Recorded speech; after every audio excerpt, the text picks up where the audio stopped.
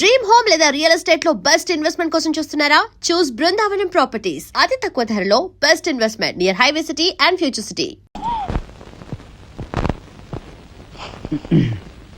ప్రయత్నాయ్, నువ్వు రేపే ఢిల్లీ వెళుతున్నావు. వారం తర్వాత ఆ 25,000 నీకు అన్నయ్య పంపిస్తాడు.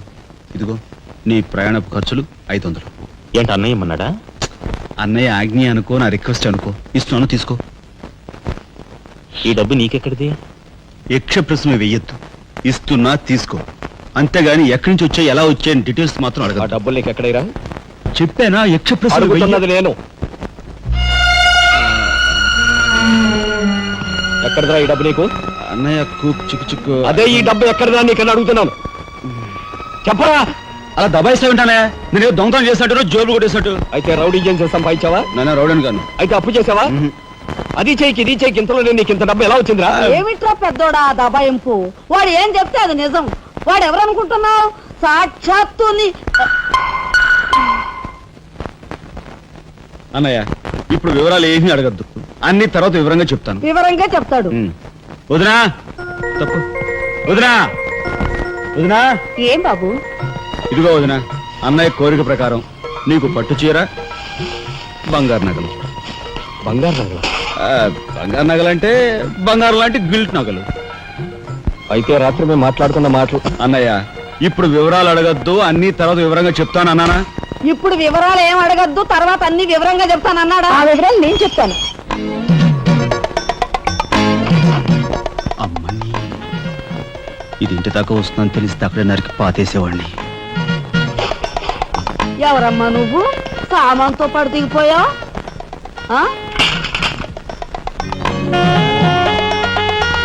రావే, రఫ్ పడతా. Excuse me.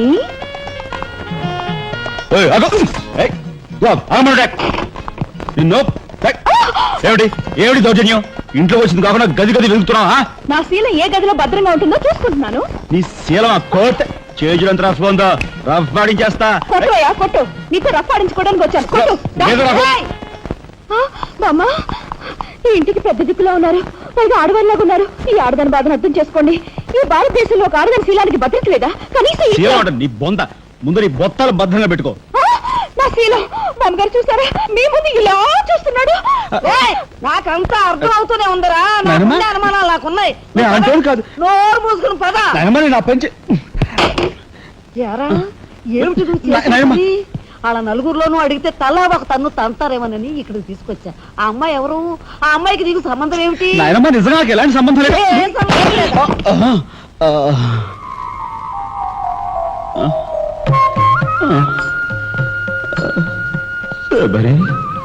ఏం జరిగింది? అయ్యో దేవుడు, నువ్వు వచ్చావా? అవును శబరి, నా శబరి ఆవేశం చూసి ఏం జరుగుంటుందా అని వచ్చాను. ఏం జరిగింది? ఇంకా ఆవేశం ఏమిటయ్యా? నీ అంశతో పుట్టిన నీ మనవడు ఏం చేశాడో చూడు. ఆ అమ్మాయిని ఎవరినో తీసుకొచ్చాడు. ఏనాడైనా మన ఇంటా అంటా ఉందా? శబరి, నువ్వు అనుకున్నట్టుగా చిన్నవాడు అలాంటి వాడు కాదే. నువ్వు అనవసరంగా ఆవేశపడలేవయ్యా అని సమర్థిస్తున్నావు. ఆ పిల్లేమో నా శీలమో నేను రోడ్డును పడ్డా అని అంటుంది. ఇప్పుడు ఏ ఆధారం లేని ఆ పిల్లని మన ఇంట్లో పెట్టుకోవాలా అక్కర్లేదా? చూడు శబరి, నువ్వు కొంచెం చూసి చూడలేదు.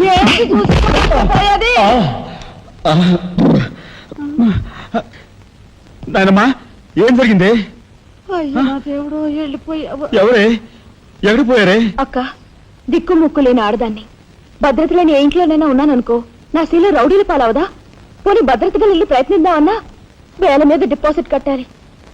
శీలవతనైనా నేను అంత డబ్బు ఎక్కడి నుంచి తీసుకురాను? నేను ఆ అమ్మాయి విషయంలో ఒక నిర్ణయానికి వచ్చాను. నువ్వు నాకు అడ్డు పడ్డావో నా మీద ఒట్టే. నీకు అనుకూలమైన ఇల్లు దొరికే వరకు నువ్వు ఇక్కడే ఉండమ్మా. నిజమండి? అవునమ్మా, నువ్వు ఇక్కడే ఉండు.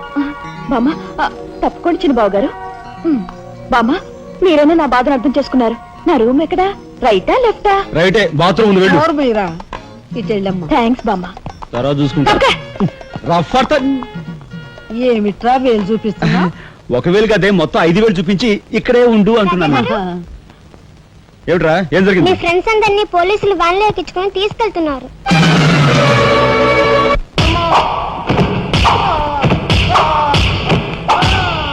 కార్మిక నాయకుడిని చంపింది మీరేనా ఒప్పుకుంటారా లేదా?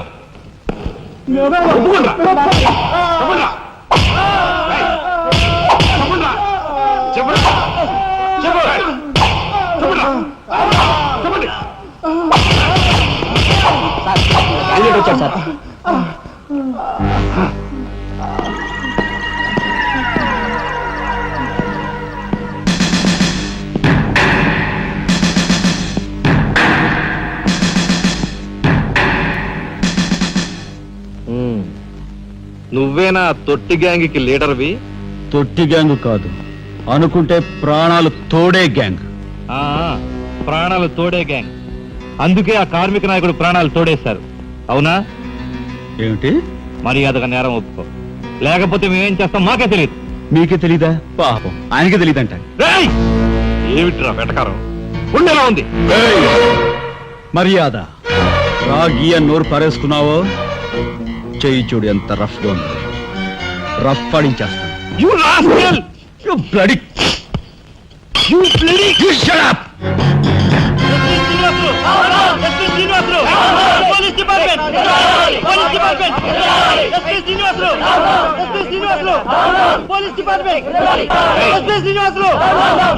ఒకసారి ఆగాలి. కార్మిక నాయకుడిని చెప్పింది ఏకాంబరమేనని నేను ఓ జర్నలిస్ట్ గా పేపర్ లో రాశాను కూడా. ఆ విషయం ఊరందరికీ తెలుసు. అయినా మీరు ఎందుకు యాక్షన్ తీసుకోరు? ఏమిటా కబుర్లు చెప్తున్నావు? కబుర్లు కాదు, జనం దగ్గర ఉన్నవి కంకర్రాళ్ళు. ఒక కార్మిక నాయకుడు దారుణంగా హత్య చేయబడితే మీ డిపార్ట్మెంట్ ఏం చేస్తుంది అని ఈ జనం మిమ్మల్ని నిలదీయడానికి వచ్చారు. దోషుల్ని లోపల పెట్టి తగిన విధంగా శిక్షించి అసలు విషయం రాబడుతున్నాం. ఇందులో మీరు వచ్చారు. ఎవరండి దోషులు?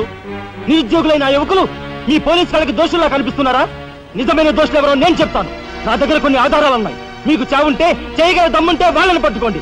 అంతేకాని అమాయకులు నిర్బంధించి రాక్షసంగా ప్రవర్తిస్తే మా పత్రికా లోకం చూస్తూ ఊరుకోదు. నిజాన్ని నిర్భయంగా రాసి దేశానికి సార్ చెప్తుంది. సభాష్ మిస్టర్ దాసరథి, మీలాంటి జర్నలిస్టుల వల్ల నిజంగా దేశానికి ఎంతో మేలు జరుగుతుంది. Thank you very much. నిజాలు తెలుసుకోకుండా ఇలా పశువులా ప్రవర్తించి మీ పోలీస్ డిపార్ట్మెంట్ పరువు తీయకు. సిగ్గుచేటు. పోలీసులు! పోలీసులు! Police department! పోలీసులు! పోలీసులు! అసలు ఎంతకుల్ని! అసలు ఎంతకుల్ని! లోపల రండి దాసరథి గారు. మీ దగ్గరున్న ఆధారాలతో చట్టానికి సహకరించండి. రండి. కమ్.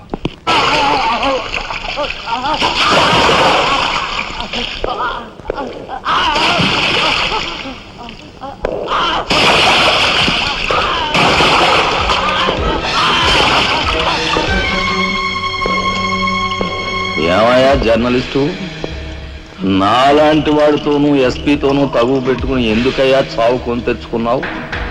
మనిషిని చంపటం ఆటవికం. You are right. అందుకేనయ్యా నువ్వంటే నాకు చాలా ఇష్టం.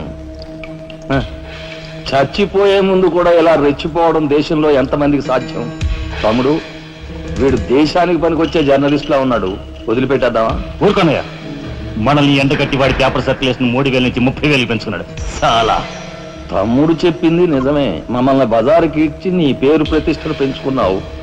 మరి మా పరువు ప్రతిష్టలు కూడా మేము కాపాడుకోవాలి కదా. అయినా మనిషిని చంపేయడం అంటే సరే కానీ.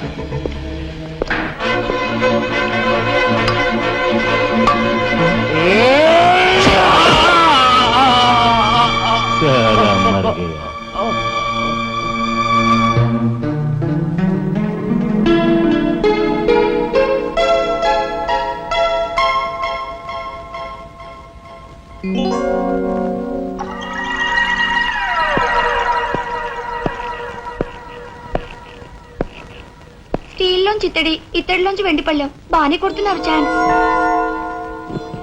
బంగారు పళ్ళెం గుద్దే ఛాన్స్ కూడా నాకు వస్తుంది.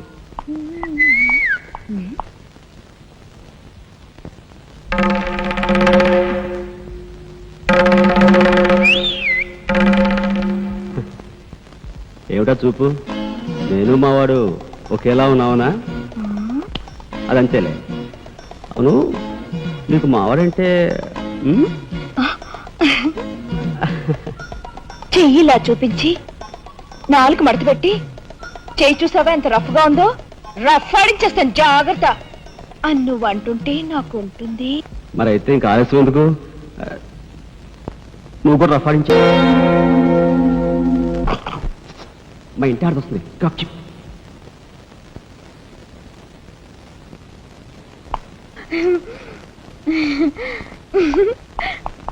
ఇదెక్కడ సవితిపోర్రా దేవుడా!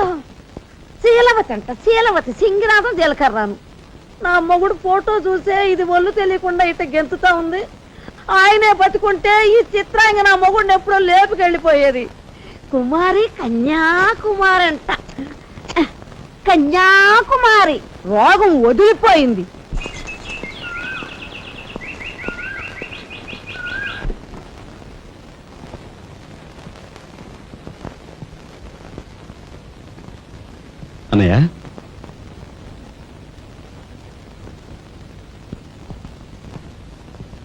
వదినా ఏం జరిగింది మాట్లాడరే.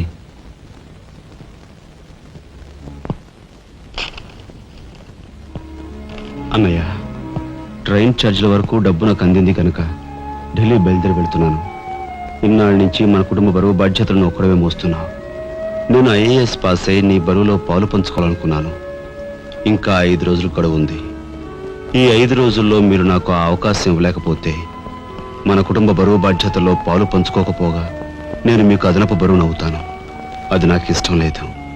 ఆ పరిస్థితే ఎదురైతే నా బరువుని ఈ లోకం నుంచి శాశ్వతంగా ఇస్తా భాయ్సే, ఎలాగైనా సరే పెద్ద మనసు చేసుకుని ఆపదను మీరే గట్టెక్కించాలి. మీ మేలు ఈ జన్మలో మర్చిపోలేదు. అది సరేనయ్యా.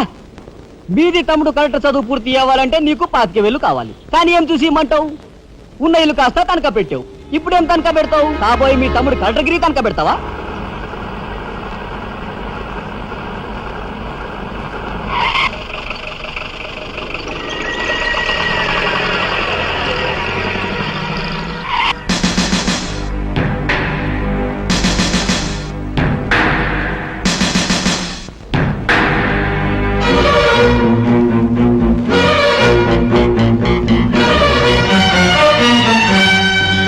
జీపెక్కు. ఎందుకు ఎక్కాలి? It's my request. నీకు చిన్న పని ఉంది. కమాన్.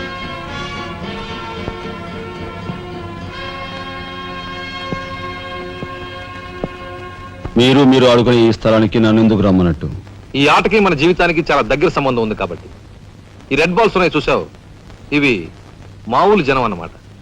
ఇక ఈ pink, blue, black, yellow, brown, green ఇవన్నీ సిటీలో కాస్త పలుకుబడి ఉన్న వ్యక్తులు.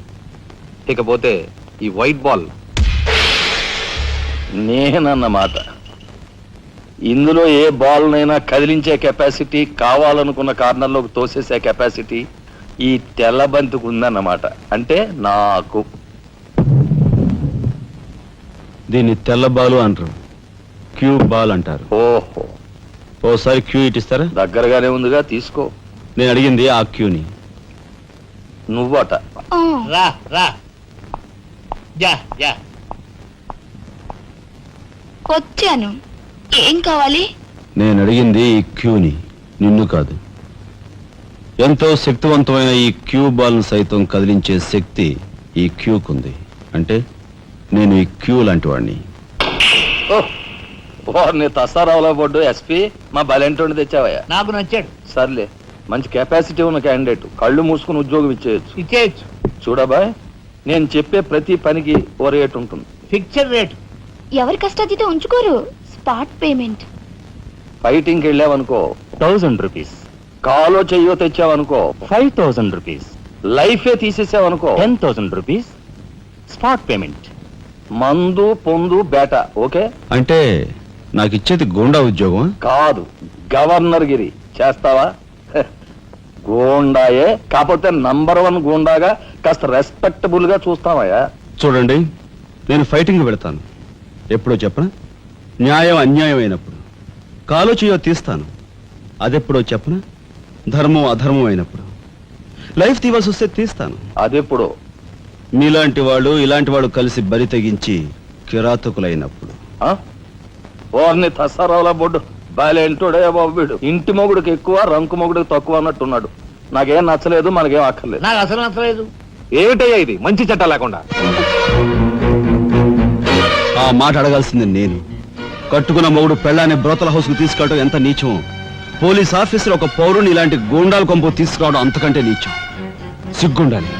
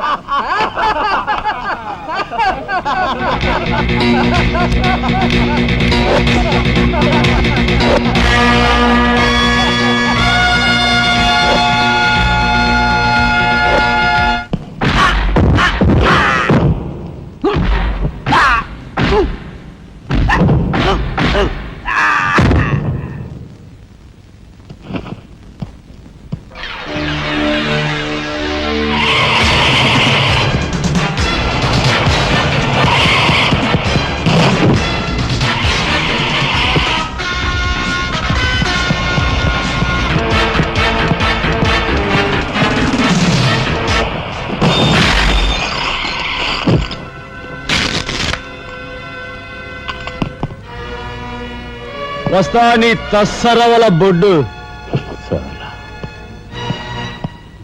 అన్నయ్య ఇక లాభం లేదు. పండేసేనా? చెయ్యి తెగిందని కత్తి పారేసుకుంటామా కనకాంబరం? వాడి కెపాసిటీ ఏమిటో కళ్ళారా చూసాం గనక వాడిని బ్రతిమాలో బామాలో బెల్లించో నెమ్మదిగా మన అండర్లోకి తెచ్చుకోవాలి, అంతేగాని ఖర్చు పెట్టేయకూడదు.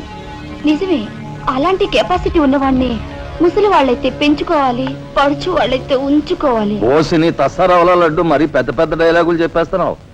ఇంతకీ నీ కెపాసిటీ యాస్ట్రోకి ఎక్కువ, డస్ట్బిన్ కు తక్కువ.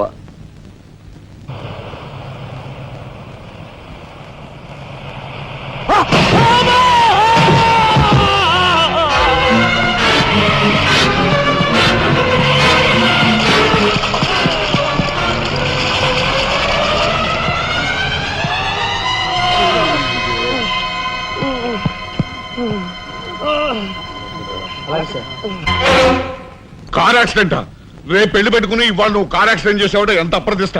ఈ సంగతి పోలీసులు తెస్తే రేపు నువ్వు కూర్చోవాల్సిన పెళ్లి పీటల మీద కాదు, కటకటాల వెనకాల. నువ్వు వెళ్ళిపోయి డ్రైవర్ వచ్చాడో లేదో. కొండయా, కొండయా, ఎవరవయ్యా నువ్వు? మీ అమ్మాయి కార్ యాక్సిడెంట్ చేయగా చూసిన మనిషిని. మా అమ్మాయి కార్ యాక్సిడెంట్ చేసిందని చెప్పడానికి ఏమిటి ఆధారం? నాతో పాటు మరో 15 మంది చూశారు, వాళ్ళని తీసుకొస్తాను. బాబా లోపల కూర్చొని మాట్లాడుకుందాం.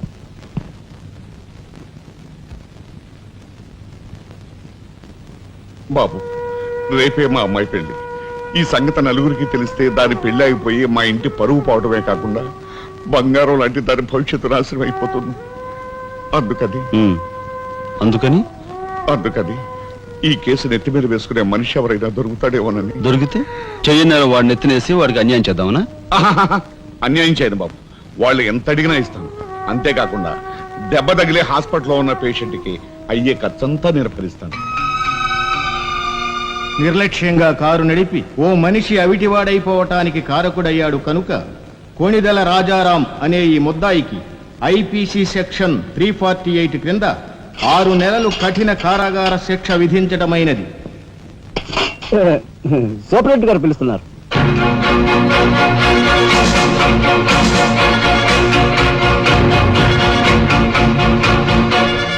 సార్ మీరా? నా కూతుర్ని రక్షించుకోవడం కోసం నిన్ను జైలు పాలు చేసినందుకు నేనెంతో సిగ్గుపడుతున్నాను. నేనేం త్యాగం చేసి జైలు కాలేదు సార్, మీ దగ్గర 25,000 పుచ్చుకున్నాను. నా బిడ్డ భవిష్యత్తును ఎలా కాపాడావో అంతకు మించి మీ అన్నగారి భవిష్యత్తును కాపాడినందుకు నిన్ను నేను ఖైదీలా చూడటం లేదు, నా గురువుగా చూస్తున్నాను. గురువు గారా?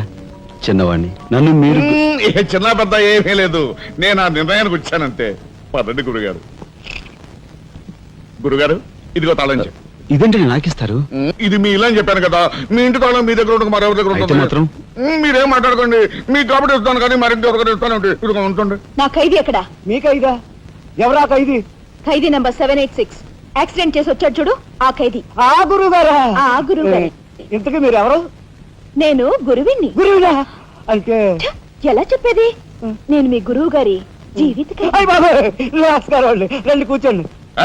What is this nuisance? ఎవరి అమ్మాయి? మన గురువు గారి వైపు గారు, గురువుని. నమస్కారం బాబాయ్ గారు. ఆశీర్వాదం అమ్మా. గురువు గారిని చూడాలొచ్చావా? అయితే గురుగారి దగ్గర స్వయంగా తీసుకెళ్తాను రామ్మా. జిందాబాద్ బాబాయ్ గారు. రామ్మా.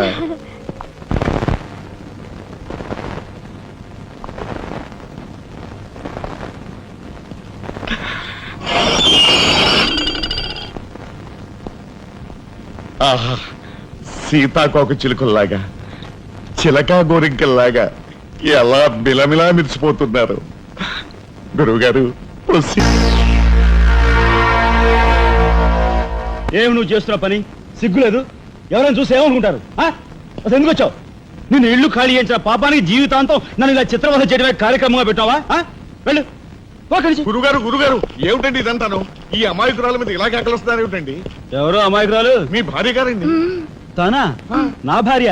మీకు మతిపోయిందా? చూడండి బాబాయ్ గారు, భారతదేశంలో భారతీయులు ఎక్కడైనా పరాయి మగాండు పట్టుకుని నా మొగుడు అంటుందా? తండ్రి లాంటి వారు మీ కూతుర్ని మీరనే న్యాయం చెప్పండి. అలాగేనమ్మా. All right. నేను తాళి కట్టిన ఇల్లాలే అయితే నేను కట్టిన తాళేది, నల్లపూసలేవి, కాలికి మెట్లేవి చూపించమనండి. కమాన్. కరెక్ట్. చూడమ్మా, ఒక్కసారి ఆయన అడిగినవన్నీ చూపించేసి నీ పాత పరిచయం నిరూపించమ్మా. బాబాయ్ గారు పొద్దున బాత్రూమ్ స్నానం చేసినప్పుడు అవన్నీ మర్చిపోయి వచ్చి నీ బొంద మర్చిపోయావు. ఇదిగో చూడండి, మీ మీద ఒట్టేసి చెప్తాను, ఇది ఒట్టి దొంగ సరుకు. ఇక మీద ఈ జైలుకి నన్ను కలుసుకోవడానికి రకరకాల వేషాలతో రకరకాల భాషతో వస్తుంది. వచ్చి ఏడ్చి గీ పెట్టా సరే మీరు దాన్ని అలో చేయదు. సత్యనారాయణ వచ్చేసి. రైట్. మీ కూతుర్ని ఇక నన్ను సెంటిమెంట్ లో కొట్టాలని ప్రయత్నించుకో. లాఠీ చార్జ్ చేస్తాను, బాబాయ్ గారు, లేదంటే బాష్పాయి వదులుతాను. ఇక లాఠీ చార్జ్ చేస్తాను అంతే. పద. ఇక మాట్లాడుకో.